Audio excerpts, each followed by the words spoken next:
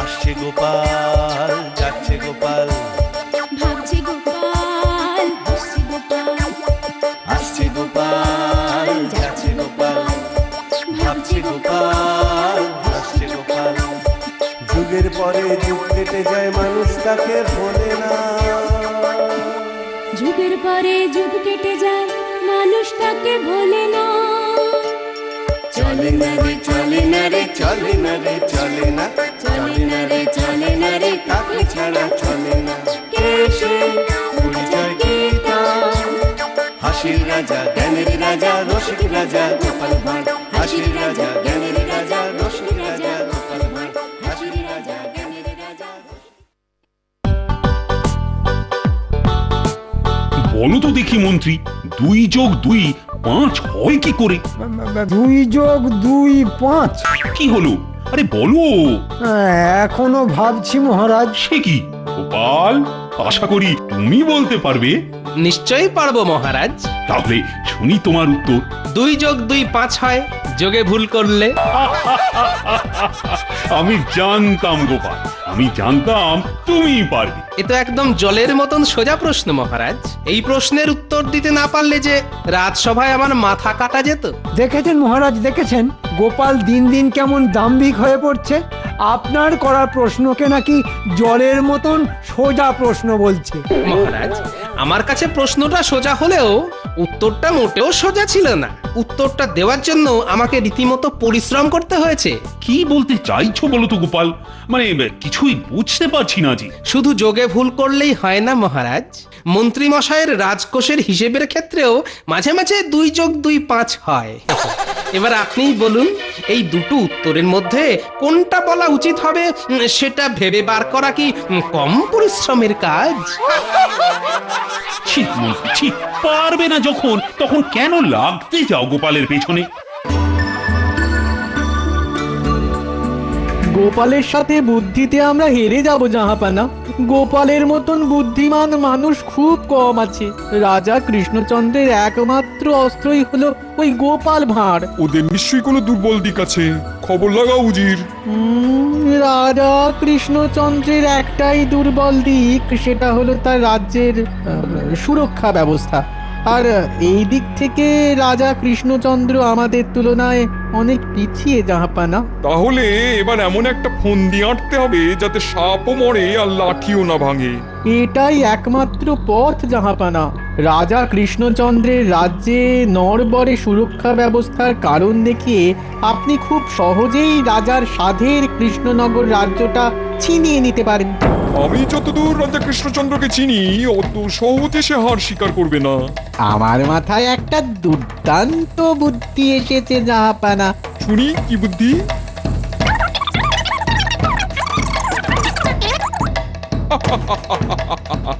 যুদ্ধ হবে, কিন্তু হবে না একটুও শব্দ। কৃষ্ণচন্দ্র, এবার তুমি হবে জব্দ। সাবাস সাবাস উজির, সাবাস।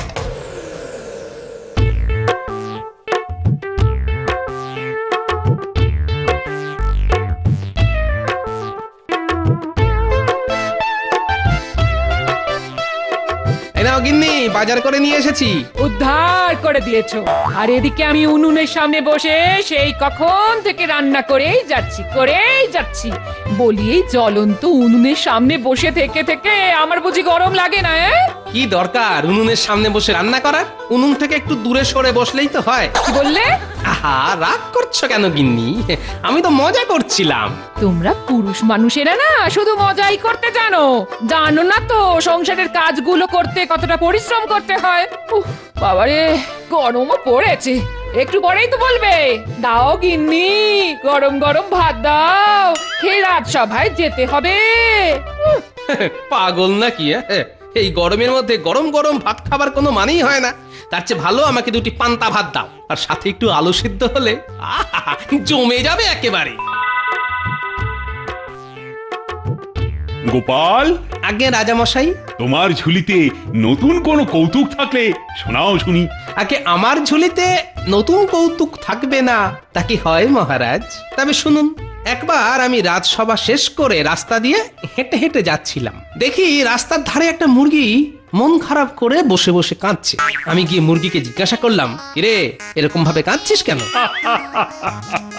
তা তুমি গিয়ে মুরগিকে প্রশ্ন করলে? হ্যাঁ মহারাজ, আমার প্রশ্ন শুনে মুরগি উত্তর দিল, বলল, এখনো পর্যন্ত আমি প্রায় 5000 ডিম পেরেছি, কিন্তু আজ পর্যন্ত আমাকে কেউ মা বলে ডাকলো না।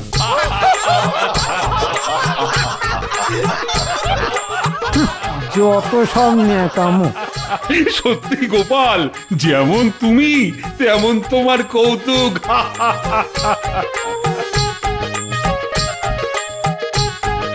মহারাজের জয় হোক। বলো বলো বলো প্রহরী বলো। নবাবের দূত আপনার জন্য নতুন সংবাদ নিয়ে রাজসভার বাইরে অপেক্ষা করছেন মহারাজ। হ্যাঁ, আচ্ছা বেশ বেশ বেশ, আরে যাও তাকে ভেতরে নিয়ে এসো। আবার কি কেলো হতে চলেছে কে জানে। বলো দূত বলো, নবাব আমার জন্য নতুন কি সংবাদ পাঠিয়েছেন? এই নবাব একটি বিশেষ খেলা আবিষ্কার করেছেন। নবাব তার সেই নতুন খেলা নিয়ে আপনার সঙ্গে দেখা করতে আপনার রাজ্যে আসবেন। নবাবের হুকুম, নবাবের সাথে সেই খেলা খেলতে আপনি বাধ্য। নতুন খেলা? নবাব আরো বলেছেন আপনাকে সব সময় তৈরি থাকতে। উনি যে কোনো মুহূর্তে আপনার রাজ্যে আসতে পারেন আপনার সাথে ওই বিশেষ খেলাটি খেলতে। সে আবার কি? মানে কি সেই বিশেষ খেলা? মানে সেই খেলার কি নিয়ম কানুন? মানে সেই খেলা কিভাবে খেলতে হয়? মানে সেসব না জানলে কিভাবে তৈরি হব আমি? নবাব নিজে মুখে আপনাকে সেই বিশেষ খেলা সম্পর্কে সবটা বলবেন বলে জানিয়েছেন। হায় ভগবান, নবাব কি করতে চাইছেন? কৃষ্ণচন্দ্র, ভেঙে পড়ার কিছু হয়নি। হ্যাঁ, নবাব সাহেব আপনি? অবাক হওয়ার কি আছে? আমি তো দূতকে দিয়ে খবর পাঠিয়েছিলাম যে আমি যে কোনো মুহূর্তে তোমার রাজ্যে আসতে পারি তোমার সাথে ওই বিশেষ খেলাটি খেলতে।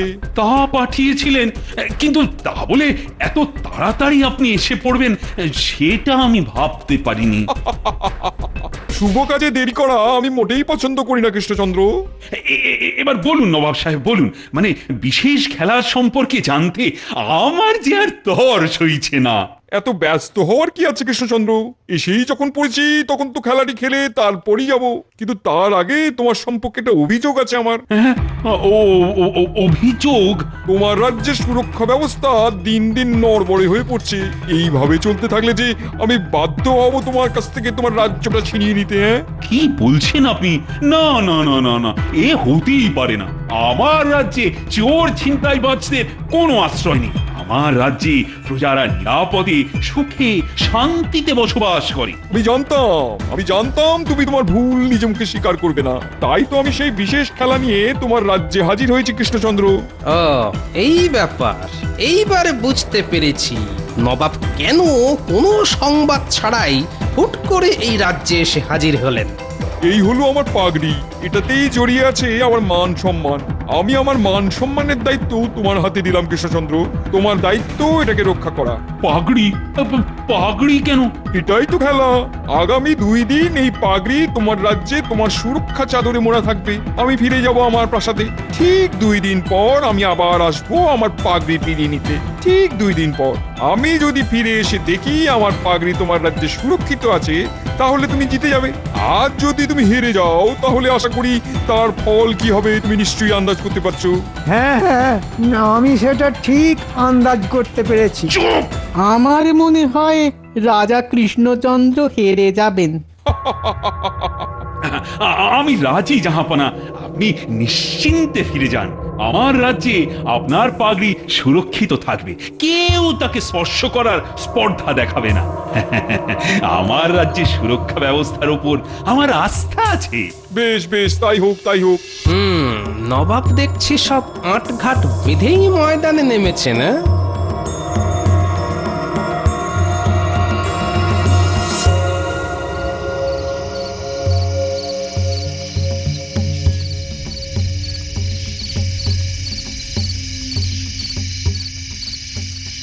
মাঝরাতে বিছানা খালি দেখেই সন্দেহ করেছিলাম। তুমি নিশ্চয়ই নবাবের পাগড়ি ঠিক আছে কিনা সেটা নিজের চোখে পরীক্ষা করতে এসেছো।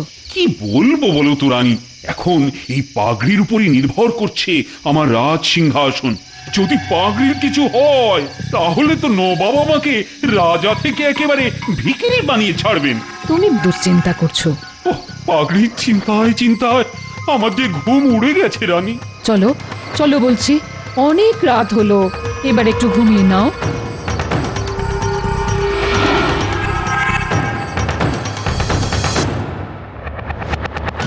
সর্বনাশ, সর্বনাশ হয়ে গেছে মহারাজ। রাজপ্রাসাদ থেকে নবাবের পাগড়ি চুরি হয়ে গেছে মহারাজ।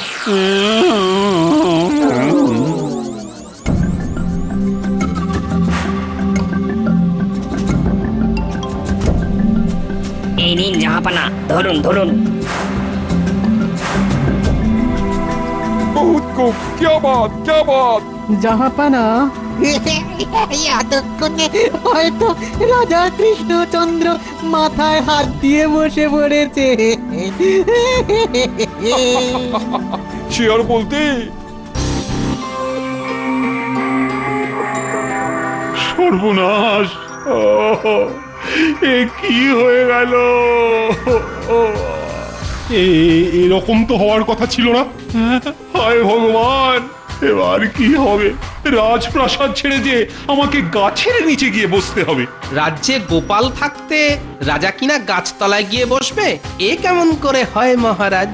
কিন্তু আমি যে হেরে গেছি গোপাল। সে তো আমি দেখতেই পাচ্ছি, তবে আমিও ছেড়ে কথা বলবো না। এই বলে দিলাম, আমি ঠিক যেমনটি বলছি আপনি ঠিক তেমনটি করুন মহারাজ। তারপর দেখি কিভাবে নবাব আপনার হাত থেকে আমাদের রাজ্য কেড়ে নেয়।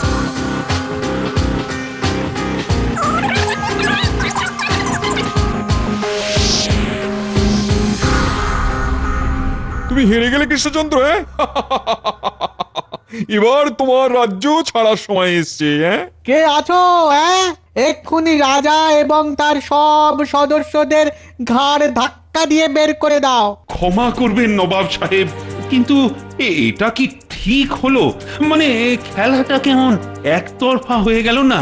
আমি স্বীকার করছি আমার রাজ্যের সুরক্ষা ব্যবস্থা খুবই দুর্বল, তাহলে এই দুর্বলকে খেলা থেকে বঞ্চিত করাটা কি ঠিক হলো? বলো কি কৃষ্ণচন্দ্র, শুনেছ উজির? শুনছি শুনছি জাহাপানা। কৃষ্ণচন্দ্রের মনে হয় আপনার সাথে এই একই খেলা খেলার ইচ্ছে হয়েছে। হেরে গিয়েও কৃষ্ণচন্দ্রের শান্তি হয়নি। শান্তি এবার মনে হয় মুখে চুন কালি মাখতে চায়। এ কি, উজিরও দেখছি আমাকে নাম ধরে ডাকছে। কৃষ্ণচন্দ্র, তুমি যা বলছো ভেবে বলছো তো? আগে জাহাপনা, আমি ভেবেই বলছি। মানে আমি ওই খেলাটি একটিবারের জন্য আপনার সাথে খেলতে চাই। বেশ, তোমার শেষ ইচ্ছে আমি রাখবো। আমি রাজি তোমার সাথে ওই খেলাটি খেলতে। গোপালের কথা শুনে বড় মুখ করে তো বলে দিলাম, এবারও যদি হেরে যাই তাহলে নবাব আমাকে নেড়া করে মুখে চুনকালি মাখিয়ে গাধার পিঠে চড়িয়ে এই রাজ্য থেকে চিরকালের মতো বার করে দেবেন। হায় হায় হায়, তখন যে আমি আর কাউকে মুখ দেখাতে পারবো না। এই তো এইবার দেখাচ্ছি মজা। এবার নবাবকে এমন শিক্ষা দেব যাতে আর কোনোদিন আমাদের রাজ্যের দিকে হাত বাড়াতে না পারে। সাহস কম নয়, গোপাল ভাঁড়ের সামনে দাঁড়িয়ে বলে কিনা রাজ্য ছেড়ে দাও। এবার দেখাচ্ছি, দাঁড়াও, আমিও তোমার সিংহাসন থেকে তোমাকে নামিয়ে ছাড়বো, এই বলে দিলাম।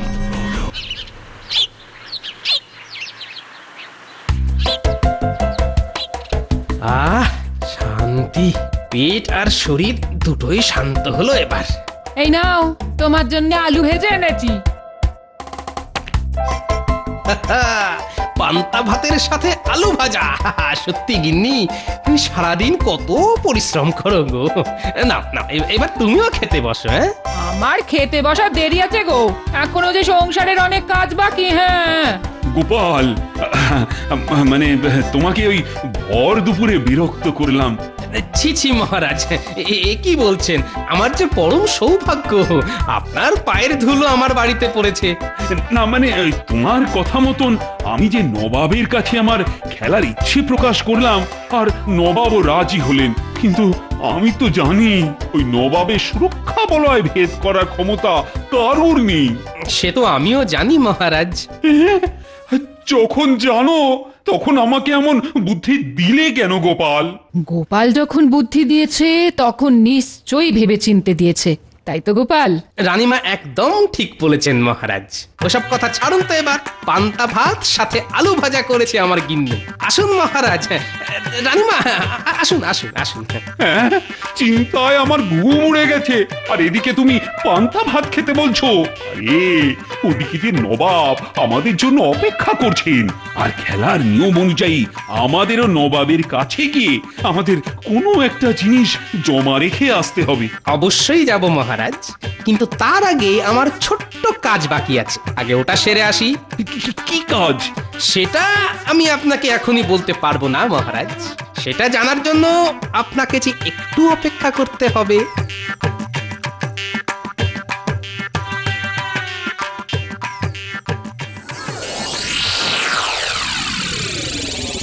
এসো এসো এসো এসো কৃষ্ণচন্দ্র এসো। বাবা, সঙ্গে করে দেখছি গোপালকেও নিয়ে এসছো। রাজা কৃষ্ণচন্দ্র থাকবে আর পাশে গোপাল ভাঁড় থাকবে না, তা কি করে হয়? দুঃখ একটাই, এবার আর গোপাল ভাঁড় কৃষ্ণচন্দ্রকে রাজ্য ছাড়ার হাত থেকে বাঁচাতে পারবে না।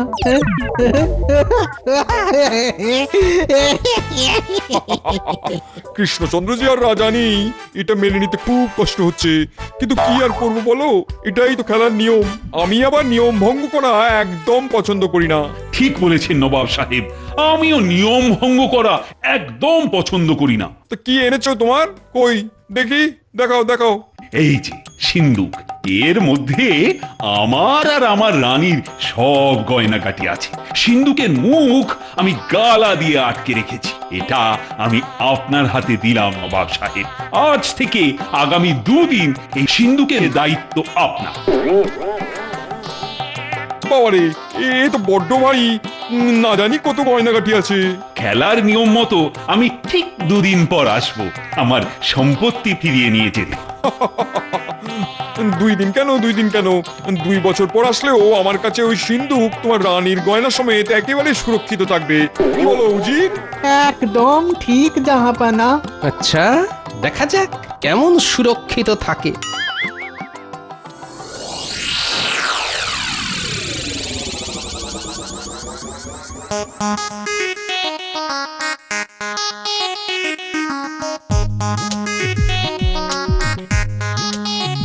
উজির, আজ যে কৃষ্ণচন্দ্র আসবে তার সিন্দুক ফিরিয়ে নিয়ে যেতে, প্রাসাদে ঢুকে যখন দেখবে তার সিন্দুক একদম সহি সালামত আছে, তখন কৃষ্ণচন্দ্রের কি অবস্থা হবে সেটা দেখার জন্য আমি আর ইন্তজার করতে পারছি না। কি ব্যাপার বলো তো গোপাল, তুমি এমন ফিক করে হাসছো কেন? কি হলো বলো তো? আরে তুমি কি পাগল হয়ে গেলে নাকি?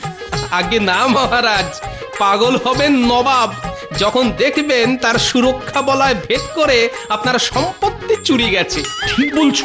মানে তুমি ঠিক বলছো তো? শুধু দেখে যান মহারাজ, দেখে যান।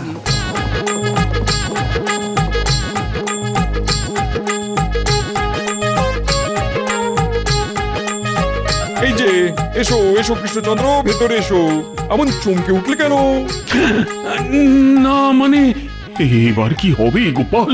বাহ, সিন্দুক যে দেখছি একদম সুরক্ষিত আছে। তুমি আবার হেরে গেলে কৃষ্ণচন্দ্র। এবার কৃষ্ণচন্দ্রকে মুখে চুনকালি মাখাবার সময় এসেছে। কে আছো? তাড়াতাড়ি এই দুটোকে ধরে মুখে চুনকালি মাখিয়ে দাও, মাখিয়ে দাও। তার আগে একবার আমি নিজের চোখে পরীক্ষা করতে চাই। হ্যাঁ, তোমার চোখ খারাপ নাকি যে সিন্দুক দেখতে পাচ্ছ না? বেশ, যাও যাও, নিজের হাতে নিয়ে দেখো। আসুন মহারাজ। এত ভারী সিন্দুক 2 দিনে এমন হালকা হয়ে গেল কি করে? ভারী সিন্দুক হালকা হয়ে গেছে? দেখি দেখি দেখি। হায় আল্লাহ, এ তো সত্যি খালি মনে হচ্ছে।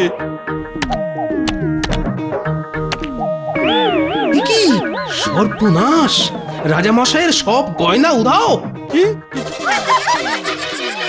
কি করে হলো? অসম্ভব অসম্ভব কাণ্ড। আপনি আপনি নিজের চোখেই তো দেখছেন জাহাপনা, সিন্ধুকের ভিতরে যে কিছুই নেই, পুরো ফাঁকা। তাহলে কি আপনার রাজমহলের মধ্যেই চোর আছে নাকি, যে আবার সিন্ধুকের ভেতরের মাল খালি করে দেয়? আমি জিতে গেছি, আমি জিতে গেছি। ঠিক ঠিক ঠিক, খেলার নিয়ম অনুযায়ী এবার আপনাকেও যে আপনার রাজ্য ছেড়ে দিতে হবে জাহাপনা। না না না না না, আমার রাজ্য আমি ছাড়বো না। সে কি জাহাপনা, আপনি যে নিজ মুখে বলেছেন যে আপনি নিয়ম ভঙ্গ একদম পছন্দ করেন না। হ্যাঁ, এরকম কিছু বলেছিলাম নাকি? বলেছিলেন জাহাপানা। তোমরা যা চাইবে আমি তোমাদের তাই দিতে রাজি, কিন্তু কিন্তু আমাকে আমার রাজ্য ছেড়ে চলে যেতে বলো না। আমি যে পথে বসবো এই ঘটনার কথা কেউ যেন না জানে। মহারাজ, এবার আপনি কিছু বলুন। একটা শর্তে আমি নবাবকে ছেড়ে দিতে রাজি। কি কি কি সেই শর্ত? আমাকে আমার রাজ্য ফিরিয়ে দিতে হবে। 100 বার ফিরিয়ে দেবো, 1000 বার ফিরিয়ে দেবো, আর কোনোদিন আমি তোমার রাজ্যের দিকে চোখ তুলেও তাকাবো না রাজা কৃষ্ণচন্দ্র। আমাকে এবারের মতন ছেড়ে দাও। গোপাল, তুমি এইবারও আমাকে বাঁচালে। আমি যে তোমার কাছে সারা জীবন ঋণী থাকবো। ও কথা বলবেন না মহারাজ, আমি আমার কাজ করেছি। ফিরে গিয়ে আমি তোমাকে পুরস্কৃত করব গোপাল, কিন্তু তার আগে বলো তো, সিন্ধুকের ভিতরে থাকা গয়নাগাটি সব গেল কোথায়? মানে কি থেকে যে কি হলো কিছুই যে মাথায় ঢুকছে না আমার। সিন্ধুকের ভেতরে যে গয়নাগাটি ছিল সেটা আপনাকে কে বললো? ও মা, তুমি তো বললে নবাবের সামনে। তাছাড়া সিন্ধুকের ওজন যে বেশ ভারী ছিল সেটা আমি হাতে নিয়ে টের পেয়েছি। আগে না মহারাজ, সিন্ধুকে গয়নাগাটি কিছুই ছিল না। তবে কি ছিল? ছিল শুধু বরফ। বরফ? আগে হ্যাঁ, ঠান্ডা বরফ। আর সিন্ধুকের নিচে ছিল একটা ছোট্ট ফুটো। বরফ গলে সব জল হয়ে ওই ফুটো দিয়ে বেরিয়ে গেছে, আর গরমে জল শুকিয়ে গেছে। ওদিকে নবাব ভাবছেন ভিতরে থাকা গয়নাগাটি সব চুরি হয়ে গেছে।